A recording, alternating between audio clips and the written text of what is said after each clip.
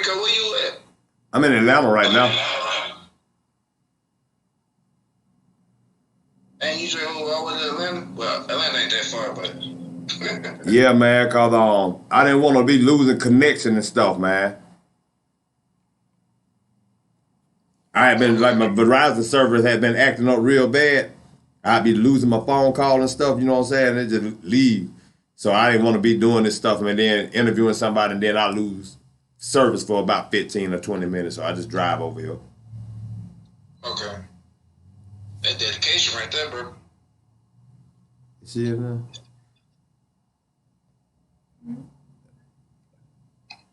She said she can't see herself on the camera. Hey, Rico, can you hear me? I can hear you on the phone. Okay. We're having some issues, man. We're trying to wait for her to get in. She asking anybody to still hear her, but we can't. Her video is down as well as the sound, so we're trying to wait for her to Yeah, that's what I see. She asked. out for you.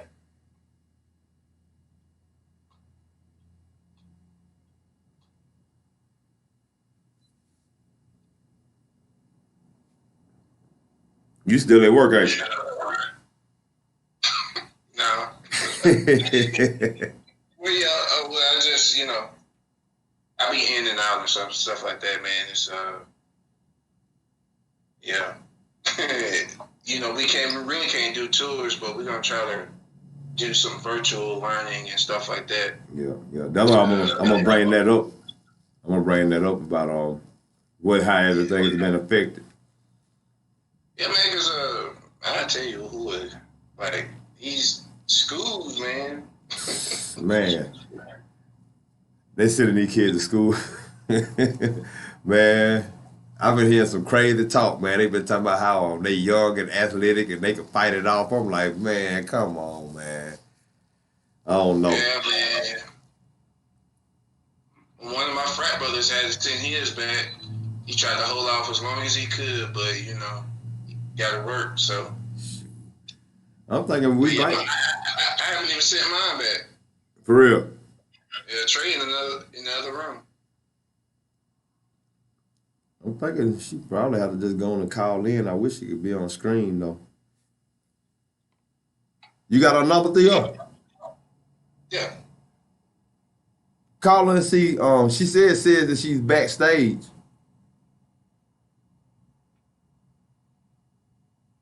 I done took myself off of it.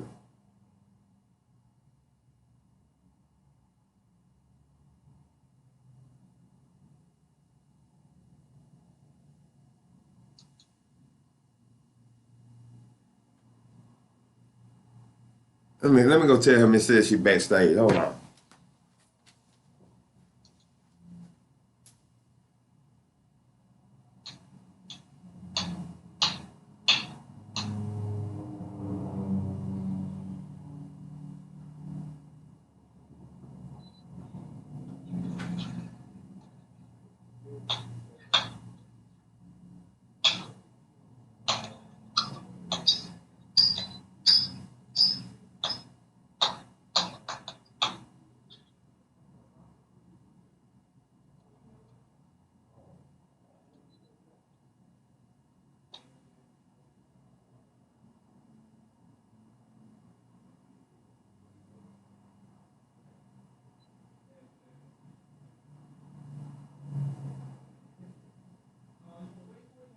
I'm gonna give her a second. I'm on. She was in text a second ago.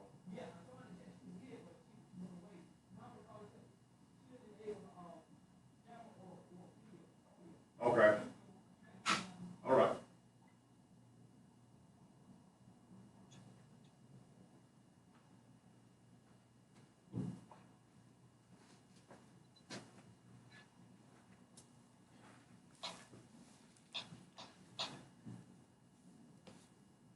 Okay, there she is. Hello? What's up, Clint? Hey, so I can't hear you guys and I can see you guys.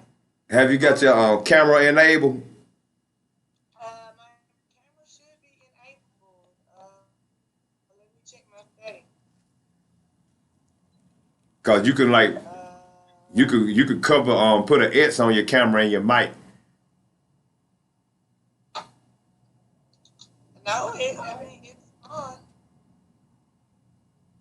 Hmm.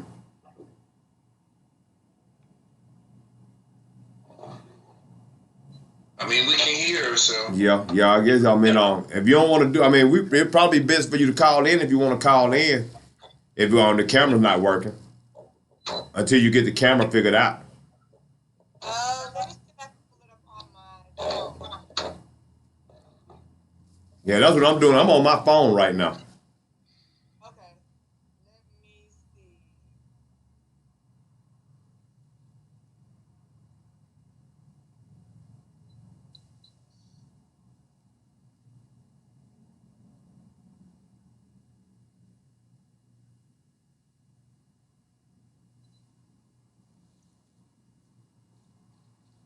I swear this new technology is different.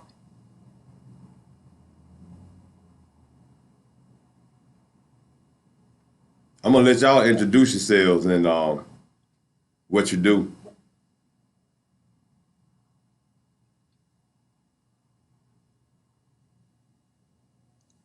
Are we live now?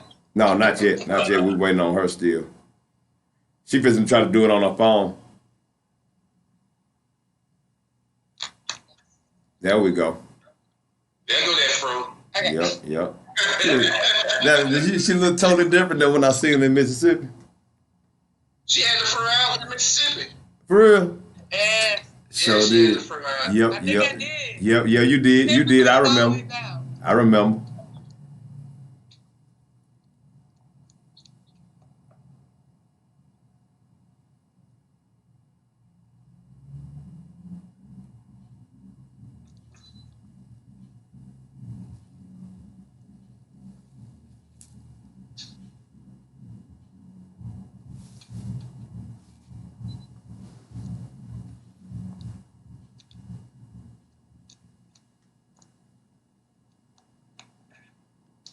Welcome, ladies and gentlemen.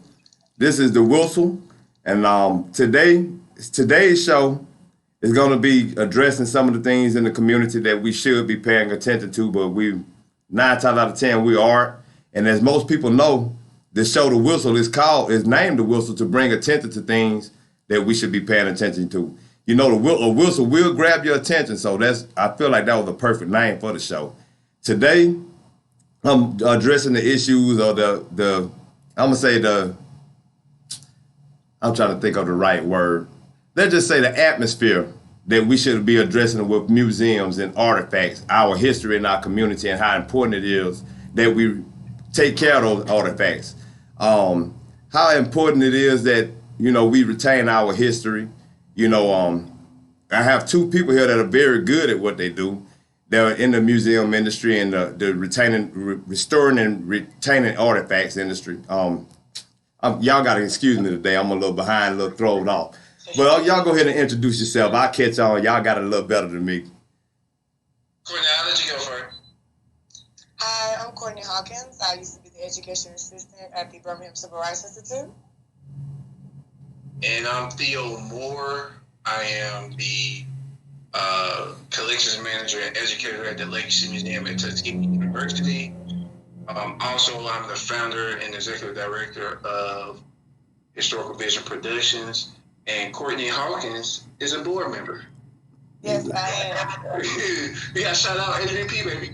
Exactly, HVP. Now, Historical Vision Productions is the documentary film company he owns that made the documentary about my hometown, Hobson City, that I spoke of last week. Now, last week I had Mal Alberta on here talking about the political atmosphere in the black community. And so this week I have this young man and young lady. Well, I'm not going to say young, because that made me feel old. So I'm going to say this man and lady, that they are very proficient in their careers. Like she said, she was at Birmingham Civil Rights Institute. That says enough in itself. And Mr. Theo, like I said, he's a documentary filmmaker. He did Hobson City. Well, go ahead and tell them the name of it, Theo. Well, the latest film that we have put out for educational purposes is Hobson City from Peril to Promise, Alabama's first black municipality. This is a story that, the organization felt that needs to be heard in regards to all the great things that happen in Hobson City. And, if you're not paying attention, you can drive right past it. And, some of that stuff is deliberate and intentional due to redlining and other situations of that nature. But it's been out since November of 2019 and it's still circulating. We just received an award at the Lynette City Film Festival for Best Documentary Short. Yeah. So people are actually recognizing Hobson City, and they just blown away about the information within this state that they rarely don't get the opportunity to learn. And so that's the whole mission of historical fiction production. Right. It's just to motivate, inspire, and educate untold but inspiring history of African Americans in the South. The curriculum does not do it justice, and so we're actually trying to make historical fiction productions an alternative in a sense. Right. Now, Courtney, how important are museums to the education of the community as far as our history go? I mean, is it more important or just as important as what you learn in regular school? Or I would say it's more important. When you go to the museum, you see so many artifacts and things that you can actually look at that are tangible. It's different when you're reading a book. It doesn't seem like it's real. It seems like it's made up. But when you go to museums, you get to see those tangible things. You get to see those real life events that took place. When I worked at the Birmingham Civil Rights Institute, we met thousands of foot soldiers. And foot soldiers are those that took place in the Children's Crusade March. These are now, of course, adults at their time now. But to meet all these people, Reverend Reb and so many of these foot soldiers, is very important because, again, it puts a face to these events. And if you don't know what the Children's Crusade is, the Children's Crusade was an event where kids staged protests and they used secret codes to get this message around to Birmingham to boycott segregation. right. And to protest against segregation. And so seeing kids that were from the ages as young as 4 being arrested all the way up to 18 is something important. And to see these people that live through there and tell their story, that's very important. So yes, it's important to have it in the history books, but it's extremely important to visit museums like the Birmingham Civil Rights Institute. Right. I know this past year when I met you in Mississippi and Theo, I already knew Theo ahead of time. That was the first time I had been to a museum in I don't know how long. But when I tell you it was like Jackson Museum. Yes. And man, when I tell you that it turned on a switch in me that from now on, I mean, it's something that I want to do more often. Like the Slave Museum in Montgomery, I got to go see that. Exactly. And yes, I've had the privilege to see that too. And again, it is very important, because it's bigger than what we see in the history books. Again, it's tangible things, and that's what museums are able to do. They're able to produce tangible things, and not everybody takes the opportunity to see those things, but when you do, it's very important. It's very instrumental in everything that you do. Right. Now, both of you can answer this question. How is most of the funding done for museums, as for you doing your documentaries, Theo? How is most of your funding, accumulated? I know most of it is self-funding, but, explain the different ways that you have to get this funding done to preserve the artifacts in the museum, to get the information, to get the correct information, because I know sometimes we might have to go do research ourselves. So where does that funding come from? So with Tuskegee University, it's going to be different the way Courtney is going to explain it, because Tuskegee University is a private institution, so they have certain guidelines that's different from an actual corporation. So our museum is actually a part of the campus, and so the way we usually get funding is through donation and also grants. And so the actual campus actually support us. So we don't have to worry about lights, keeping the lights on and all that other type stuff. Most of that is taken care of, and different projects are mostly funded through grants And, Tuskegee University has a strong alumni that really gives back and stuff like that. And so we're able to sustain what we do at the museum there. In regards to our collections, it dates back to the beginning of when Tuskegee University started in 1881, July 4th, 1881. A lot of people would say that we need to be celebrating the birth of Tuskegee rather than Independence Day. Right. I'm not trying to sound anti-American, but some people actually do argue that. But we have a collection that dates back since then, and there's stuff in our museum that you really can't even put a price on, from Booker T. Washington belongings to the wagon carver, George Washington carver used to ride around campus on. It's like stuff that I still get in awe of, and it takes a lot of effort and money and dedication to actually preserve these artifacts to make sure that it outlives all of us. Right. But we do a good job for the most part. For the most part. And then what was the other question about HVP? Funding. Oh yeah, you said funding for historic visual productions. We are a new nonprofit in Alabama. We started in 2017, and if anybody that knows about nonprofits, it's pretty hard when you first start out. You get a lot of doors shut in your face when you start actually, picking up steam. And so that first year, I pretty much funded out of my own pocket the Crown County of Lowndes. Right. I knew I had to do that. I'm asking people for donations and stuff like that, but somebody pulled me to the side and said, how much did you invest into the organization? Right. And they took me back for a minute, and so I knew I had to first invest in the organization and myself to prove to people that this is the real deal, and I'm very passionate about preserving this history and educating people. And so, I showed it through putting over, I would say probably over 2,000 into that first project. And then our City project, we got a lot of attention off the first project. Crown County Lowndes won an award and just circulating, and I think it got to like 20,000 views on Facebook. And after that, people started recognizing what we're doing. So when we actually got the blessing from Alberta McCrory to do Hobson City, Prepare to Promise, we was able to get funding from different avenues, and also Mayor Alberta McCrory helped out a lot and gave money and supported. She actually funded the project as well, along with everybody in the community. Actually, like, I love this crowdfunding. And that helped because my roots are in Hobson City. So the mayor was very comfortable with me, going into the historical room and getting the stuff I need to tell the story.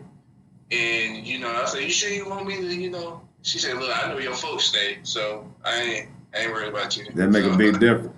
Difference. She know my people, so she know I ain't, but I would say Hobson City really hit home for me because I'm from there. And so it was really a pleasure doing it. But, African Town, we actually received our first grant from Alabama State Council on the Arts to actually do this project. So like I was saying, like now we're getting funding, we're getting support to actually continue what we're doing, continue our mission. Right. And so, it's a blessing. Hey, y'all check that out. That the county. What was the first one? Tell them the correct name. First one is Crown County of Lowndes. You can get that on YouTube, on our website, www.historicalvp.org. Now, historical is spelled with a Z, so HIZTORICAL. I spelled it with a Z on purpose, and the logo got a hat turned backwards because I wanted to let people know that this type of media is telling our history from our perspective. Right. You know, automatically when you see the logo, automatically when you see historical misspelled, You know, you automatically know what it is, and right. that's what I was actually going for. So you can check it out on YouTube. I make the films short enough so that you can watch it on social media platforms as well. So Crown County Lounge, and the second film is Hopper City for Build a Promise. We're about to put out a film probably early November on Africa Town, which is going to be crazy. That's gonna be crazy right there. Now, you said that about the funding being done through Tuskegee, how much of an advantage it was having the school to cover a lot of that for you. With Courtney's situation, I know the funding had to be totally different. Was it more of a challenge? So I really can't speak to the finances. What I can say is that being a nonprofit, we do rely heavily on fundraisers and things like that, on donors. So I encourage everybody who's watching this to seek membership at DCRI and to become, donors in it, because again, this is something that can not be erased. And I actually encourage you to also donate to historical production as well, because again, these are things that we want to show and tell stories about. So funding is always important. That is very a critical point to make with funding. Being nonprofits, again, most nonprofits do rely heavily on fundraisers and donations, and every bit counts. So again, I encourage people to become members. I encourage people to donate. You can also go to, like Theo said, the website to donate to historical production as well. Right. I want to encourage everybody to call in. It's 678-381-1973. That's 678-381-1973 if you have any questions or any comments that you want to make pertaining to this subject that we're speaking on. And I'm going to go back to Courtney on this question. When you first started working in that I'm going to say that field, what was the most interesting thing that you discovered about the work you were doing that you didn't have a clue about at first? Or maybe if it's not even about the work that was involved, what was the biggest piece of history that you learned by working through a museum that you didn't ever find out about in school? Oh my God. I would definitely say the moment I met Sarah Collins. Sarah Collins was the fifth little girl that was involved in the murder of the 4 little girls at 16th Street Baptist Church. Yes. I was actually given a tour, and I did not know it was her. And so we're speaking and we're talking, and I'm giving the tour, and I'm doing my, my routine. And out of nowhere, Miss Collins walks up, and she starts talking. And my guru, master teacher at the time was Barry McNeely. He whispers to me, say, "Do you know who that is?" And I go, "No, but I don't have a problem with her speaking. She's giving us some historical information that I never heard of." And he goes, "That's because that's Sarah Collins." And the moment I saw that, to see a living piece of history was so impactful. Because when you think of her, you think of the images of her being a little girl, and to see this married woman, to see this woman that had kids and has grandkids, and to her to tell you stories that you would never ever hear in a book or see anywhere else, was just something that was unbelievable. And anybody that wants to follow her, she is on Facebook. Her name is Sarah Collins Rudolph, I believe. But she is on Facebook, and she's very active on Facebook. She loves to talk. She loves to tell stories.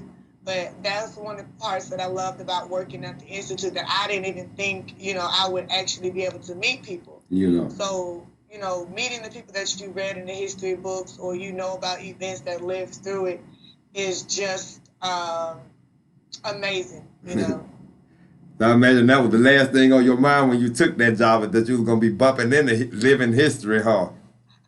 I was not expecting it. And then, like I said, and then it almost becomes normal.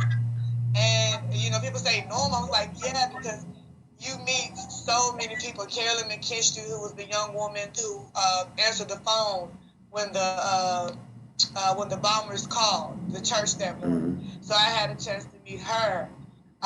It's just amazing the people that you get to meet and the people that you get to talk to. And then the coolest thing is, it's like to me, they're Beyonce. Yeah, right. So I am gushing. I start stuttering even when I talk about them, because it's so amazing to see the history living, talking, and breathing to you. So I know. they're my Beyonce, and I'm their Beehive. I believe that. I believe that. Who is your biggest figure? Who was the most? What was the most impressive thing you've seen since you started doing this stuff, Theo? So when I started at Tuskegee, it was, man. You talking about going on campus, man, and seeing the first thing you see is Booker T. Washington's statue lifting the veil of ignorance. And man, you just looking at statues that look like you. Your culture is celebrated. Like, it's just so many people that have done monumental things at Tuskegee University. We have a cemetery on campus where Booker T. Washington is buried. Dr. George Washington Carver, Nathan Monroe Work. These are people that really paved the way for historians, for Black people in general. And just to be on campus and being on that foundation, man, it's almost like you have an expectation to meet when you're on campus. It's like they call it at Tuskegee is Tuskegee magic. It's a feeling that you get when you're on campus because you know that this campus was built from Black excellence. And so there's almost like an expectation that you have to meet just being on campus. Right. And so when I got there, man, same thing with Courtney. I was meeting people, and I would say, let me see who, Attorney Fred Gray. His law firm is still downtown. He's still alive, but Attorney Fred Gray, for people that don't know, he's a famous civil rights attorney. I always tell people all the time, like, we see all these mug shots of our, leaders during the civil rights movement. I ask people, like, have you ever wondered who bailed them out? And people are like, no, I don't know. They're like, well, it's Fred Gray. Right. You know what I'm saying? Like, he represented Martin Luther King, Rosa Parks. He's responsible for desegregating all the public schools in Alabama, including University of Auburn and University of Alabama as well. And so, man, you just can't say enough about this man and what he had paved the way for. And, in our museum, we talk about the syphilis study. And Fred Gray actually represented the victims of the syphilis study. And so when I'm going to the museum, like Courtney's saying, you giving tours to people you don't even know. And you're giving tours to descendants of people who was part of the history syphilis study. They part of the syphilis study. I remember I gave a tour to Henrietta Lacks' grandchildren. Wow. I'm like, I don't even know. I was like, you sure you want me to give you a tour with your grandmother? A tour, And so, man, it's just a kid in a candy store, man. I hate that, that we started so late learning this stuff. Right. You know what I'm saying? Right. At our campus, students actually have to, for orientation, they have to go to all the museum sites. And when they come through my museum, I give them a tour. By the end of the tour, their mouth just dropped. Right. Because they're like, man, we didn't learn none of this. I said, yup. I said, y'all finna spend these next spend these next 4 years at this HBCU unlearning some things. Right. Because, and so they be so mad when they leave because, like, wow, you telling me this happened in syphilis study, Henrietta Lacks? Yeah.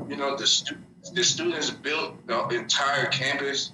It's just so much phenomenal history there that nobody get the opportunity to learn about. And that goes back to Historical Vision Productions. That's what we all about. We bringing this type of information to your living room, to your phone, to your classroom, wherever. And so we're trying to push this type of information back to the forefront because what's going on now, it has been done before. If we just sit down and read and study, like the blueprint is already there. It's like, right there. It's right there. You're talking about people that actually, was doing great things during a time when, lynching was okay. You know what I'm saying? And so I think it's a lot that we can learn from our history. And so, I actually love what I do. I believe it. I mean, it's almost depressing sometimes to get up in age and start finding out about people that you should already know about. Like Fred Gray, the guy you just mentioned. Man, I've never heard of him, but he's such an important figure during those times that, he really should be recognized. But you might have somebody in our generation might pass by him and disrespect him because he's an old man. Because they didn't have any right in their upbringing, and so it's like that. I mean, they deserve more than that if that is happening. But I mean, that's just like, that's what sort of opened my eyes. Like I said, just after meeting you and then going to the thing in Mississippi last year, I was looking forward to going to Miami to the African American Museum. Oh man, I was ready to get. Looking forward to that. Woo, I'm man. Get done, but I'm going to Miami. That blew my mind. That blew my mind. I think that was everybody calendar, Miami, Triple AM. Right. Listen. Right. So, everybody was thinking Miami. Yeah. And I was like, I don't know how we're going to get down there, but Miami is the move. Now tell everybody the name of that who put that together, the name of it, because a lot of people don't even know that they are existing. Well, this is Triple AM is the Association of African American Museums.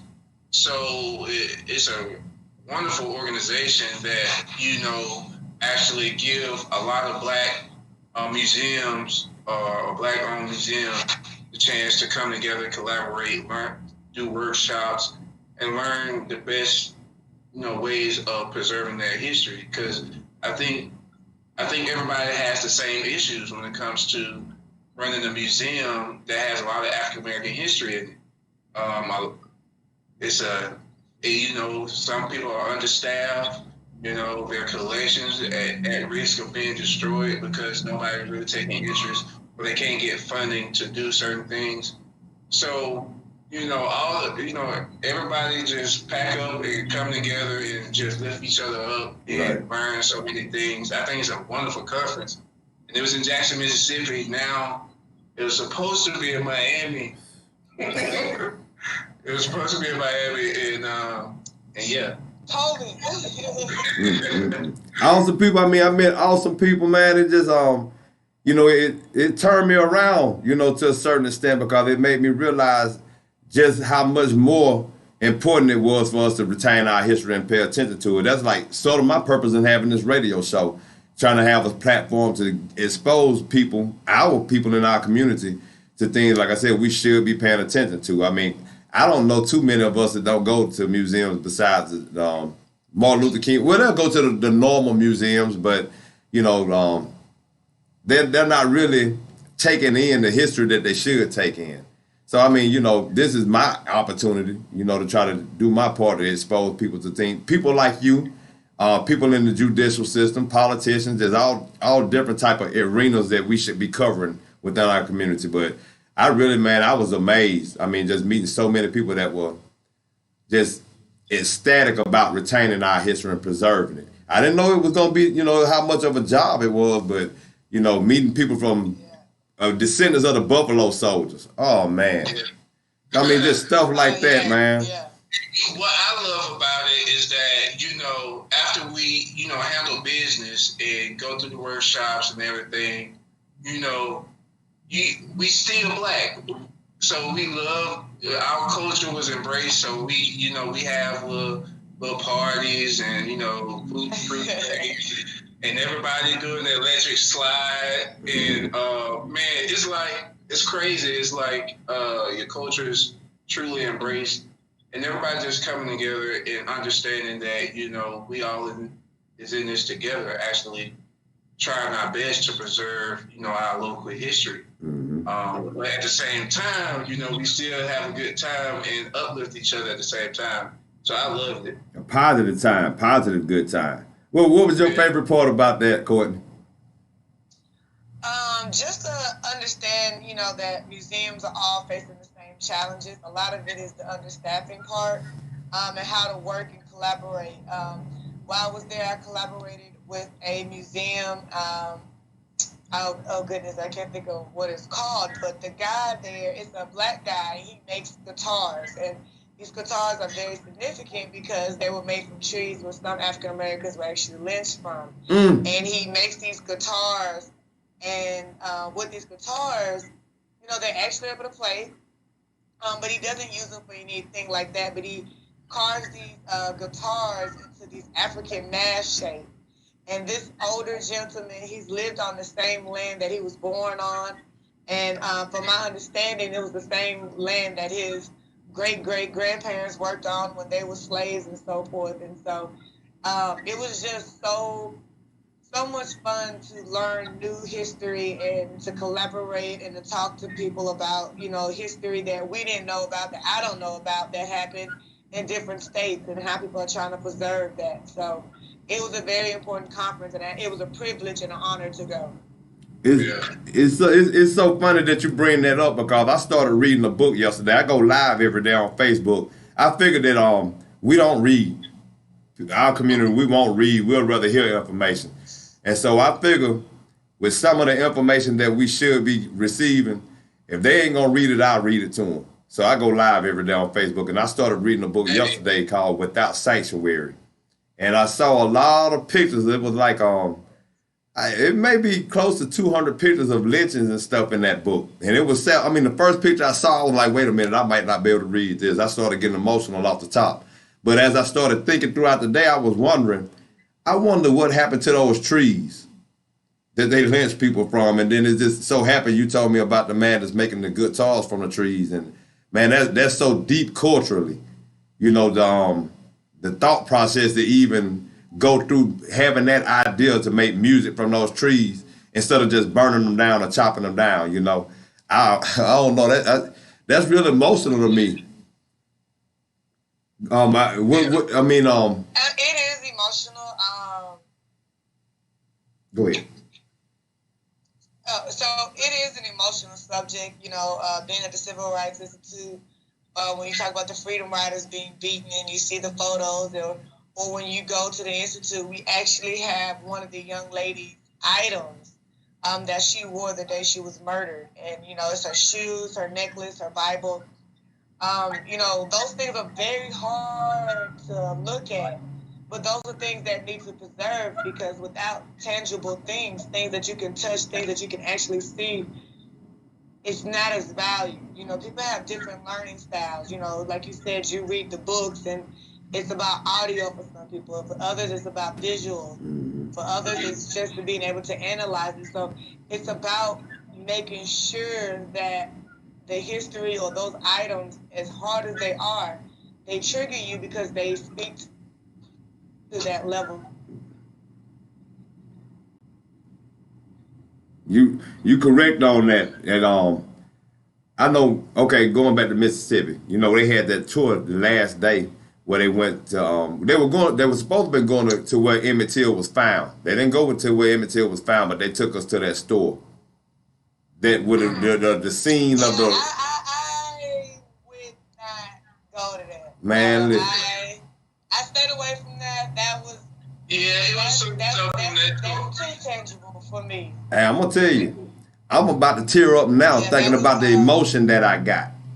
Just sitting, and it was sad because I saw the sign and I saw where they had been shooting the signs up, and then I saw where they were saying that the family didn't want to sell to let the state get the store to keep it preserved for history. So now they just letting trees and all kind of wood grow through it, man. And it was like, even with it being now, you could barely even tell what it is, but even with it being now, man, just being in that presence, man, when I tell you it got so emotional. And I was wondering, do y'all sort of get surreal, like when you met Henrietta Lacks? Me, I probably would have been asking them more questions. I probably would have got nervous and been like, man, am I going to be able to do my job? I want to find out more about her. I mean, how hard was it to do that without getting too caught up in the moment of who it is and, being right in the presence of people that come from these historic figures? Because a lot of people don't even know about Henrietta Lacks. if they don't, it's sad, but they need to know about her. And many people, like I'm telling you, like students do not get that opportunity to learn about Henrietta Lacks and her sales and how her sales has contributed to medicine and science in this country. But yeah, man, like I get a feeling all the time because the building that's now the museum was once the infantile paralysis center. Mm-hmm.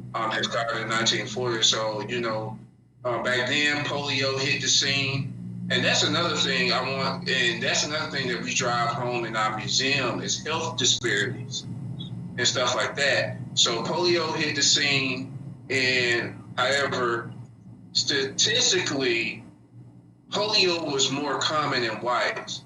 However, majority of blacks died from it. Right. Right? What's happening now? COVID-19 hit the scene. Who is dying?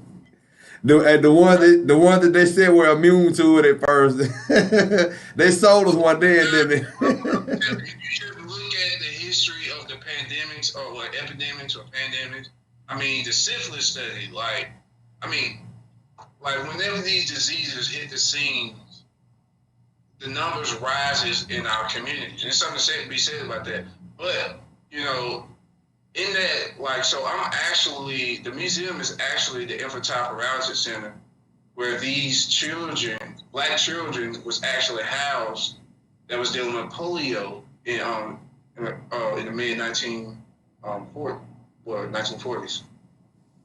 And so, you get a feeling, and man, when you meet these people, I'm the type of person where I just sit and listen. Like, is there anything that you want me to add? I think that's what I asked them as well. I was like, is there anything that you want me to add to the tour when other people come in? What's your side of the story? How do you feel? And I'll do my best to portray that to the people that come to the museum.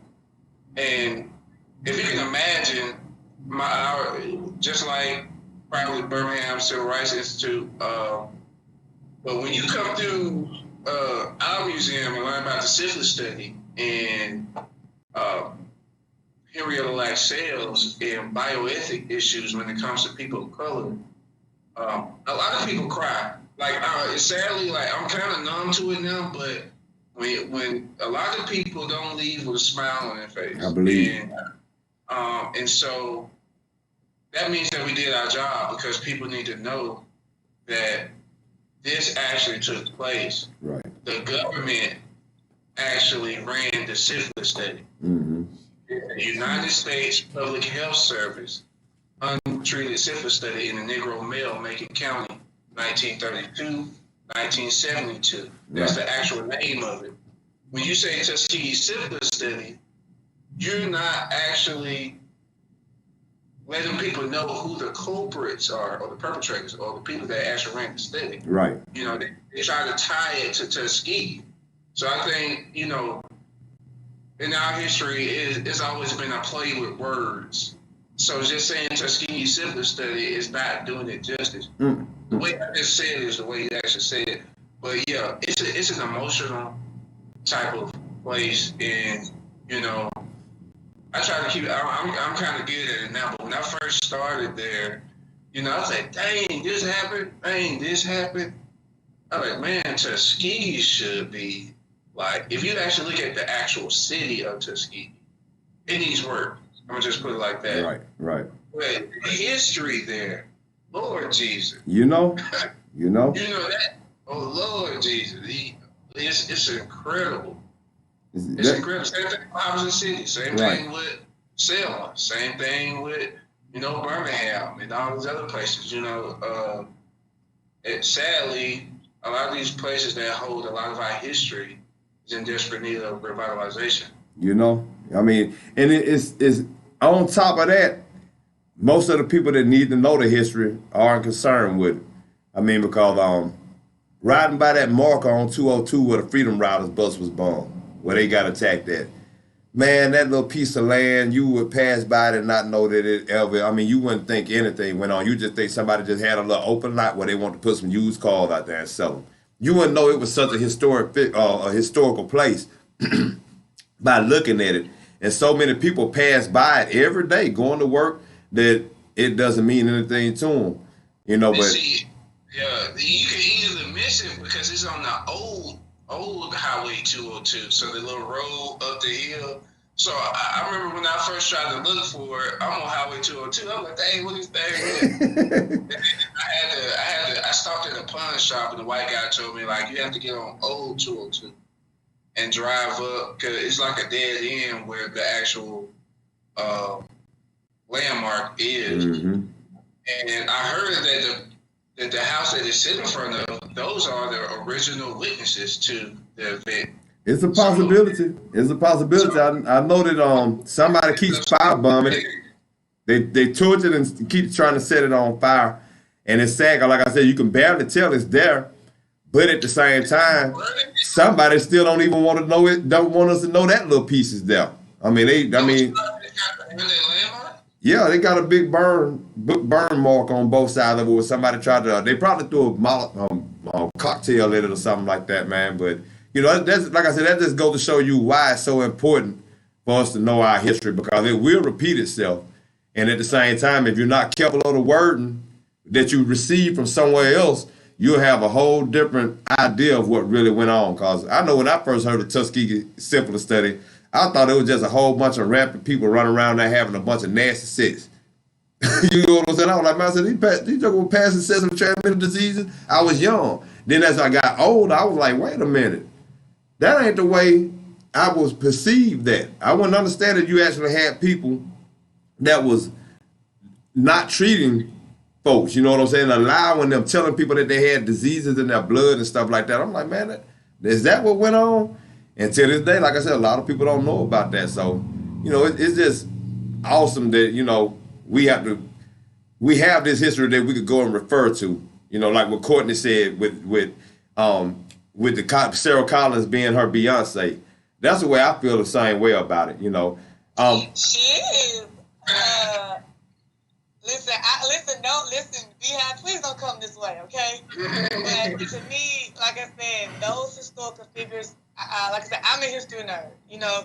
I've loved history. In fact, that's how I met Theo. Me and Theo were like the only two black people in our history classes at Troy. And, you know, we, by default, had to speak as though we were the entire representation of African Americans. We literally had to stand up for our race. Man. Yeah, I mean, the thing was, I was like, hey, listen, you know, for me, like I said, so seeing these people and realizing that so much history is a lie, or inaccurate, or is not told in its entire scope, and seeing the people that lived it and know these stories, and there are primary sources. Oh my gosh, like I'm a Beyonce. Like you're a Beyonce to me, you know? Right. You know, I want to meet Angela Davis. I look up to. I would. Listen, okay? I would pass out, freak out, carry me off James Brown with. Angela Davis would be what I'd love to meet, man. I would have loved to meet Representative Lewis too. I didn't ever get a chance to meet him. I'd have just loved to be in his presence. I met him before. I actually was one of the guest speakers. He was like a main event, but I was like one of the guest speakers during the Troy Black History Leadership Conference. Mm-hmm. And yeah, I got a chance to meet him. He's a very approachable guy. Also, I met him. I met him twice. That was my second time meeting. The first time I met Lewis, you know, he is from the area of Troy. He's from Banks, Alabama, like, and it's right there next to Troy. And you know, he actually tried to attend Troy University in the 50s, but they denied him, of course. And of course, he went on to Tuskegee University and did a lot of great things, continued success. Right. And so when I was on campus around 2010, he was invited to Troy University to receive an honorary degree from Troy University for what happened back then when he was denied, you know, access to Troy University. Right. And so, like, I guess Troy University is like, hey, we need some black students to attend this event. And somehow, I forgot what professor pulled me to the side. It's like, hey, we need you to come to an event. You know, I don't even know who Congressman Lewis is for real. They just told me to come and, you know, stuff like that. But when I got there and actually met him, you know, everything was good. You know, we had a little luncheon and stuff like that. Then I had to look him up afterwards to find out who I didn't even know in the event. Oh, yeah? I didn't. Like they just told me, like, I forgot who invited me. But it was a white professor that actually invited me, but I didn't know too much about him at all, you know. And so when I learned about him, bro, I was like, man, you telling me I was, you know, I was in the presence of this guy, and he was just talking to me about my future, you know, what my grades look like. He was asking me about what career I wanted to pursue, and he's just speaking life into me. And I didn't even know this guy for real, you know.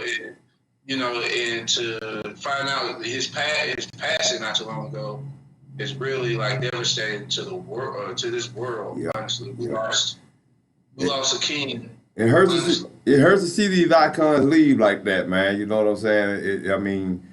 Like I said, I would have loved just being in the same building as him, or just, you know, like me, actually, I like just being I like being in the presence of historical places. I plan on going to that march on Washington this past year. I mean, it's coming up next couple of weeks, but I think COVID sort of pretty much messed that all up. But I'm tell you what I'm looking forward to is that Africa Town, man. I mean, that's gonna be a grand slam, man. I mean, I pretty much think everybody should be somewhat familiar with Africa Town, but if they're not, this would be a perfect opportunity for them to get familiar with it. We don't know. I'm telling you, man, like, I've been telling people that I'm doing something about Africa Town. Oh, what that's it? You know what I'm saying? And they don't know about the Clotilda or nothing. No, man. And you know, man, you talking about community. I just love, this is why when we do decide to actually do a film on the community, you know, we spend like 3 or 4 months, you know, just spending time with the community. We don't even bring no cameras out of them, you know.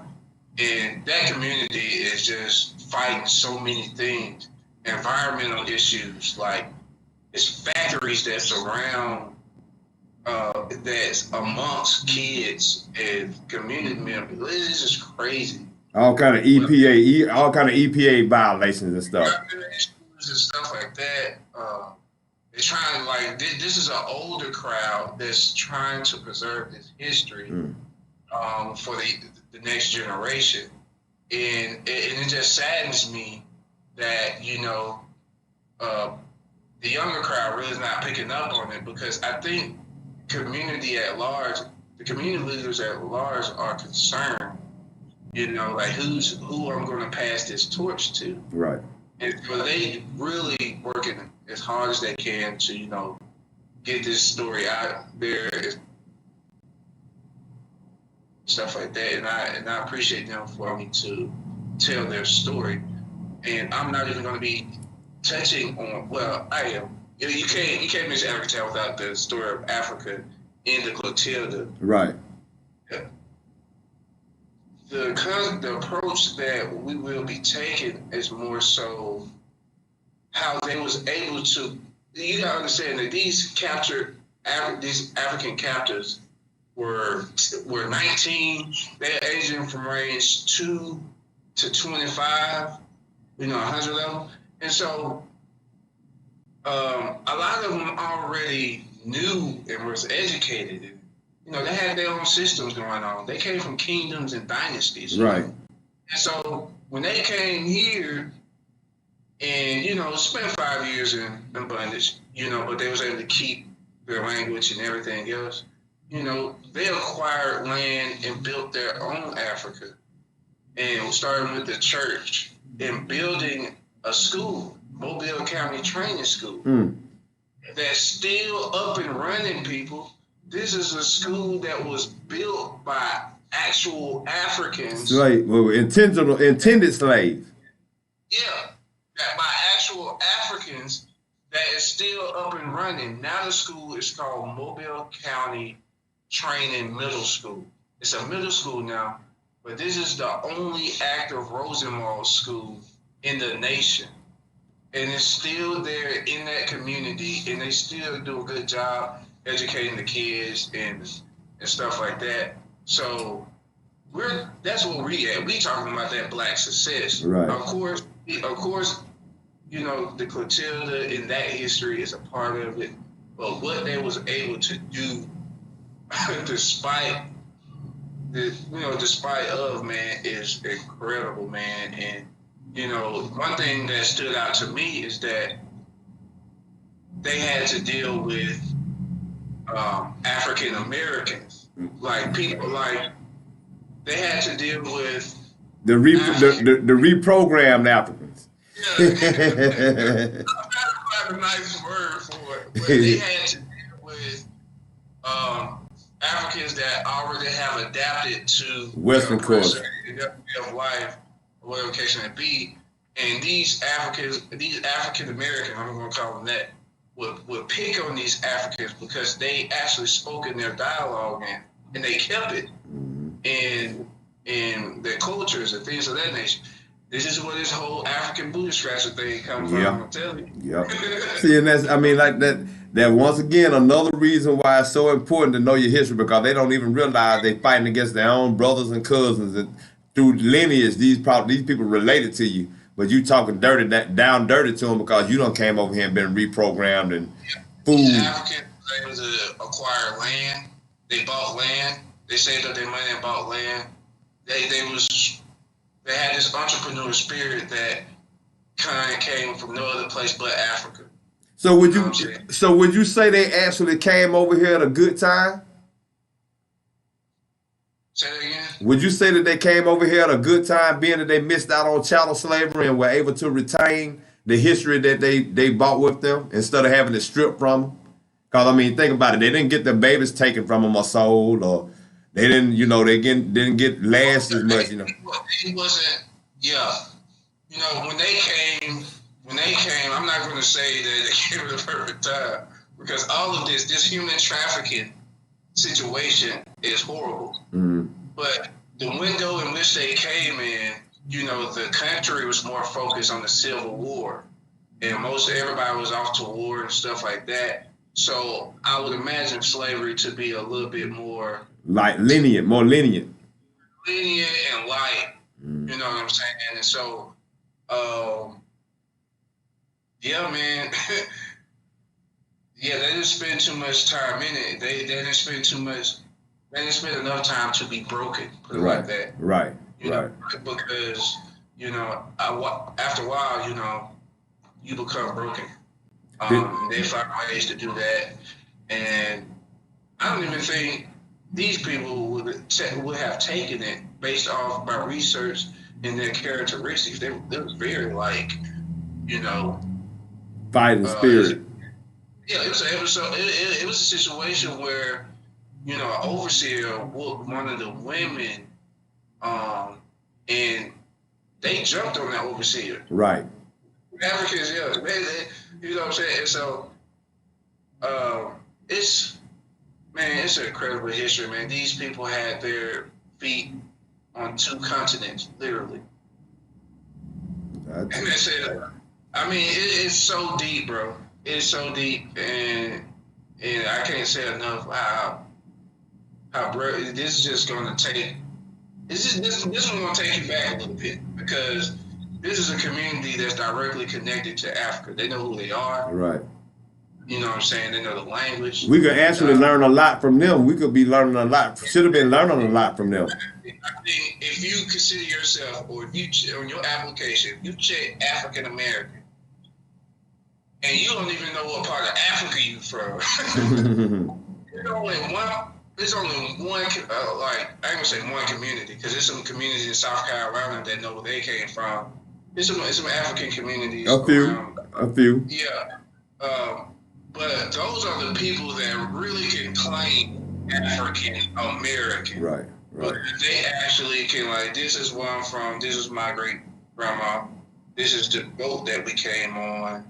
And this is some of the things that happened during the Middle Passage that they have passed down generation to generation. Right. You know, and so can we honestly say that we're African American? Right.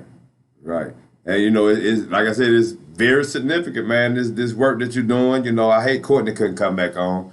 Oh yeah, I was wondering why I couldn't see Courtney. Yeah, I think she lost connection again. But I was like, it's time for my sister, man. Yeah, man. It's just like I said. It's the significance of us knowing this is so important, man. And you know, I just want to encourage you to keep on doing the good work that you're doing.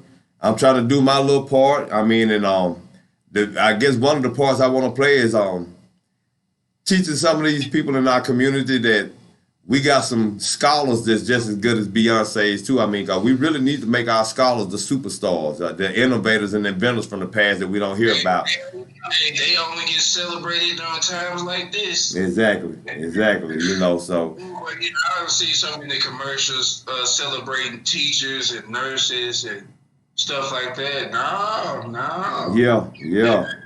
All of a sudden now.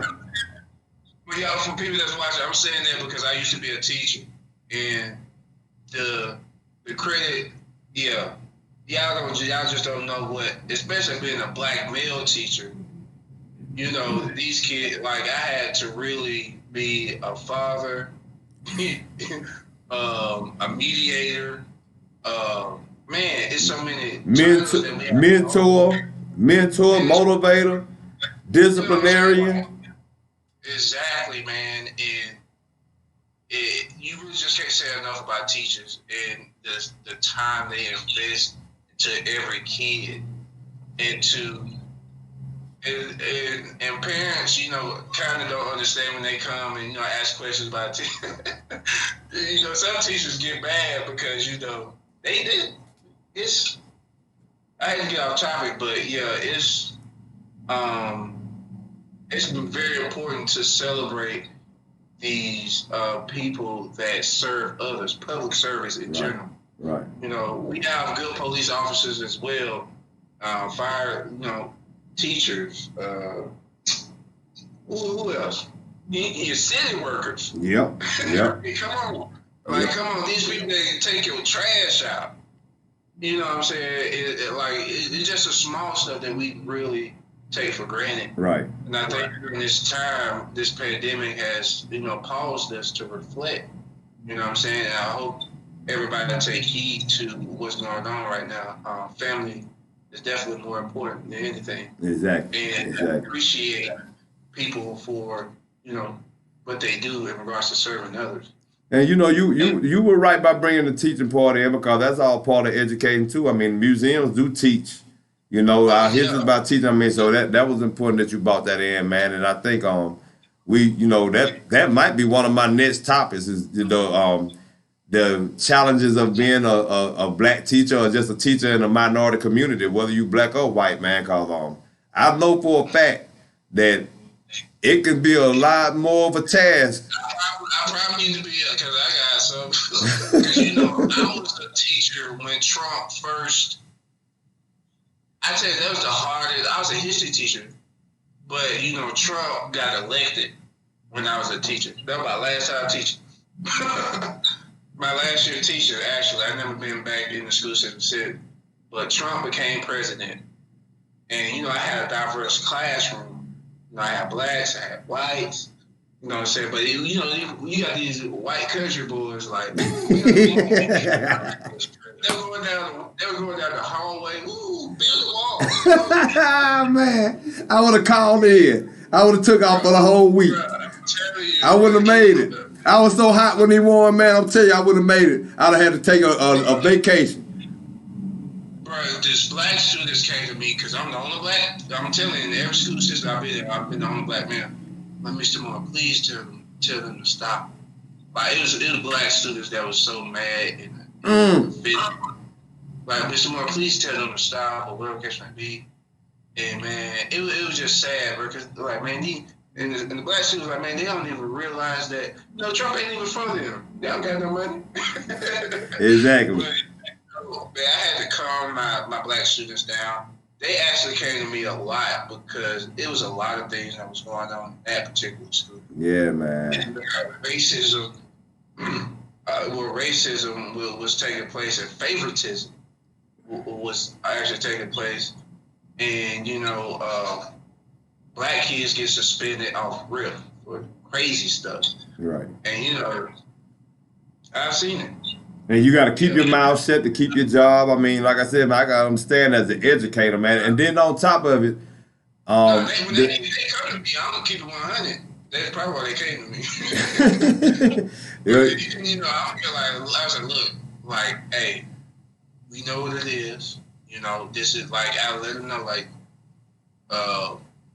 you know, just if you having trouble, just come to my class. You can just sit in my class and right. calm down. Right. You know what I'm saying? So I was I was trying to just be that person, you know, because I already knew what it is and favoritism and stuff like that. Right. I was just that teacher that they came to just to calm down.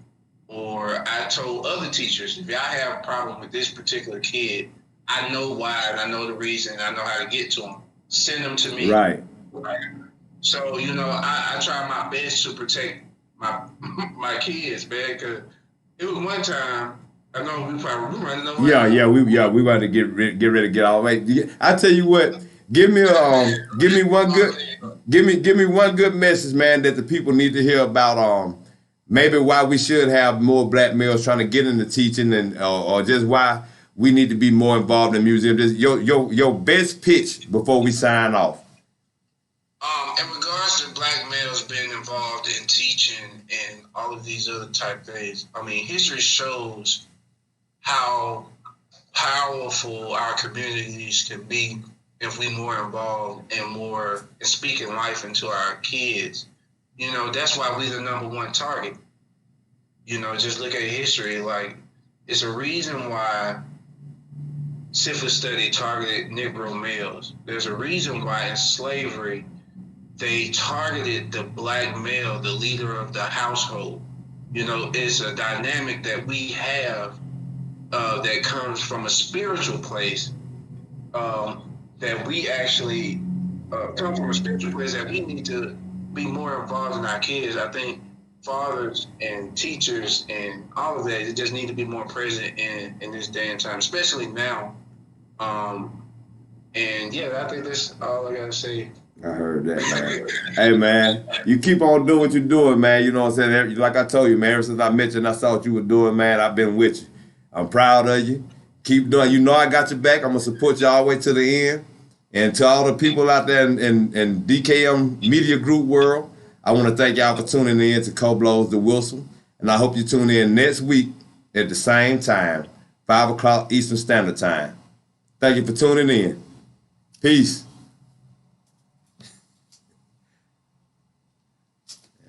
This one, man, my head hurts so bad. Your head hurts? Man, yeah, man. Oh, we still on? I'm out of here, man. I got a bad headache. I hope he done got me cleaned out of here, but my head hurt bad, man. We still here. It's live. It ended. Hey, I'm going to give it to you later on, Theo, man. I appreciate you, bro. All right. All right.